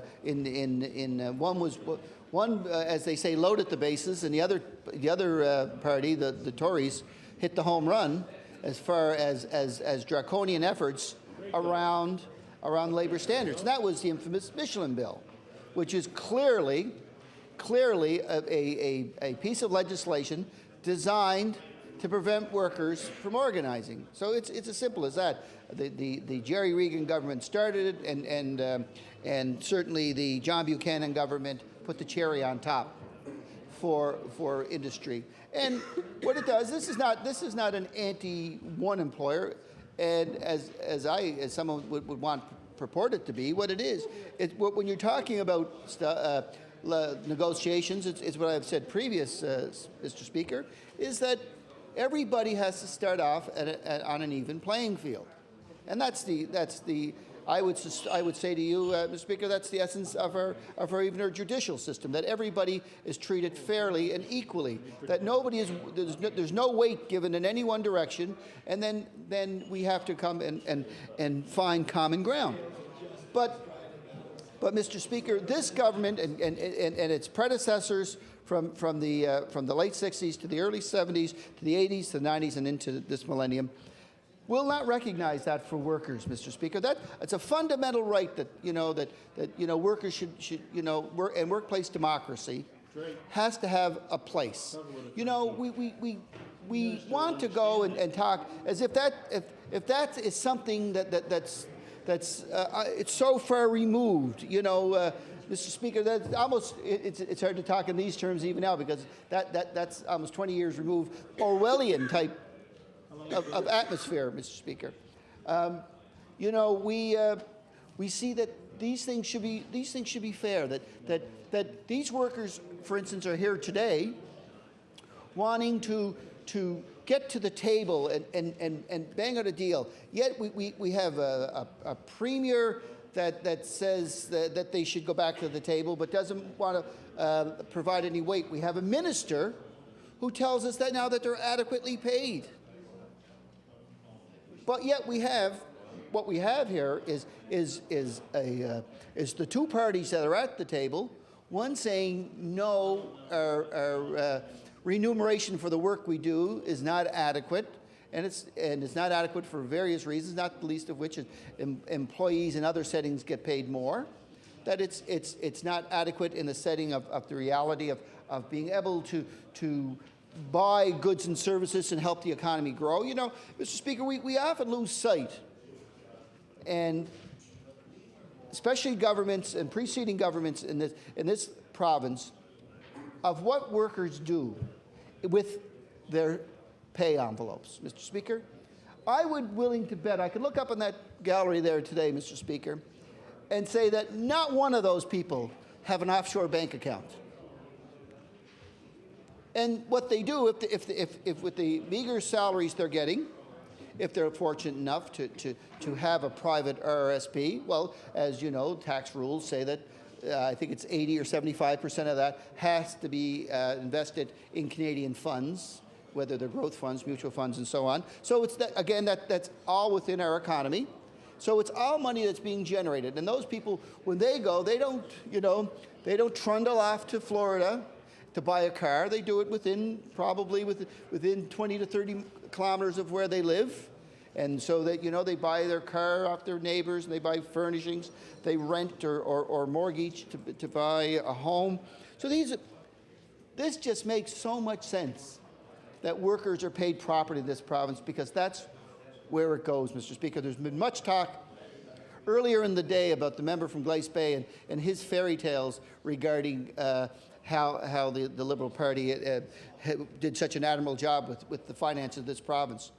But it's there. What everyone seems to lose sight of when they talk about these type of things, whether it's the debt ratio we're carrying or whatever, Mr. Speaker, is the income earners in this province that are saddled with this. Now, if we put a 6-month hoist on this and delayed the $155, well, most of these people that are say on the street today, they're not going to be mad at you if we said, look, we're going to wait 6 months to give you the $155. If they could see a clearer vision for themselves and their families, they would gladly do that, Mr. Speaker. That they would gladly put that aside and say, we'll use it, and that money in their pockets, Mr. Speaker, and money to let them help grow the economy is very important. And that's what I find particularly amusing from the finance minister in this province, Mr. Speaker, when he talks in terms of, we got to put more money in Nova Scotians' pockets. Well, to me, that line is short of a bit, and it's short in this way, Mr. Speaker. It has to be said that more money should be put in the pockets of all Nova Scotians. And that's where I think the idea of this Financial Measures Act and the foibles of the budget that this government has passed in this House is lacking. Because he doesn't say that. He doesn't say all Nova Scotians. To use a phrase, my Nova Scotia includes all Nova Scotians, Mr. Speaker, whether they live in Cape North or whether they live in Yarmouth, they should all be. And whether they're a multimillionaire or whether they're someone, living well below the poverty line on the pittance they get from community service in this province, Mr. Speaker, because it's all about respect. It's the old thing is, respect isn't something you can buy, you earn it, Mr. Speaker. And that's what this should be all about. This should be respecting Nova Scotians. But this government doesn't, to my estimation, doesn't truly respect all of Nova Scotians, all the Nova Scotians, in who my world includes, and I think most right-thinking people would include. So why wouldn't they? Why doesn't the idea of putting more money in the pockets of the RRS workers, SS workers, Mr. Speaker, why doesn't that make more sense? Why doesn't that make more sense? When we talk about these other things that the government wants to do, why doesn't it make ultimate common sense that these people, by having more money, would put it back in the economy, Mr. Speaker? I think that's just crazy that they don't follow that line. The idea that, when both parties, both the employer and the employees, have talked about binding arbitration and bringing the real money to the table, which is the government, bringing them to the table and asking them to get truly involved. Why wouldn't they do that? Why wouldn't they do that? I would ask them, a much more learned man in this House, Mr. Speaker, the Minister for Environment and Labour, to explain that to us. Now, that clearly could fall under his category as Minister of Environment and Labour. He could, one thing he could do today is he could call for an industrial inquiry into that strike. But he won't, Mr. Speaker. You know why? Because it'll be exposed for the sham that it is, because an industrial inquiry will come back and say it's a shame on this government. It's a shame on this government because the government was the one clearly with the purse strings and hid, would not come to the table with meaningful offers that would allow the residents to go back to work, or the employees to go back to work and look after those residents, Mr. Speaker. That's why when I would challenge the Minister for Environment and Labour to come forward and bring forward the industrial inquiry into that strike to find out why these people are still out, that's what the problem is, Mr. Speaker, because they know, much like what we're saying about the insurance industry, they know that that's going to be the end result, that they are the ones indeed at fault when the dominoes finally end up dropping and the last one is uncovered, and it will be bearing the name of the John Ham Tory government, Mr. Speaker. So we need 6 months for things like that. If we wanted, I think we could do an industrial inquiry in a month on this one, Mr. Speaker. It would just be a matter of getting people together. It's a matter of, from the starting gate to the post, Mr. Speaker, on issues around labor in this province. It's pretty abysmal. It's been a long and arduous half century on workers. We went through a growth in this province, Mr. Speaker, of workers organizing and being allowed to organize. And I often think of one of the nastiest strikes in this province occurred, I believe, in the Minister of Environment and Labour's own backyard. There was a company called Fundy Gypsum. Now, Fundy Gypsum was a particularly cantankerous multinational company. Now, Fundy Gypsum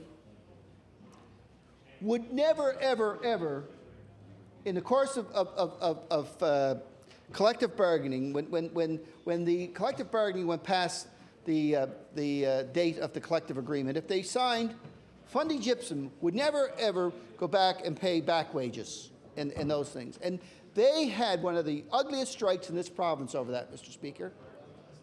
And what had happened over that, Mr. Speaker, and it's chronicled in many areas, and it is. And what had happened was this government. It was a former Tory government that basically the Stanfield government capitulated, and one of the things they did to get that strike resolved is something similar to what the former Savage government did with the casinos. It went well beyond the necessary inducements to get it settled. It gave that international company just unlimited, almost, access to our gypsum resources, Mr. Speaker, to resolve that work stoppage. Now, one could say, is that a smart way to do business? They basically, I guess, and quite literally sold the farm. Because I'm sure there were some farms that were end up being mined out of their gypsum, Mr. Speaker. So this is the type of idea that, it goes back to the point of the gaming, because it's all about negotiations. Because if we heard today with the Minister of Finance saying, this is what we're doing this in a time that will allow us some negotiating room. Well, excuse me for not jumping and clicking my heels when this government and its predecessors are going to negotiate deals on my behalf, because they don't take in my concerns. They don't take in concerns of workers. They don't take in concerns of people that are on fixed incomes. They are quite happy to sit down and negotiate with multinationals, because that's the language they speak. So, you know, it's very cold comfort when I have the Minister of Finance telling me, or telling, and more directly, all Nova Scotians, that don't worry, we'll do what's best.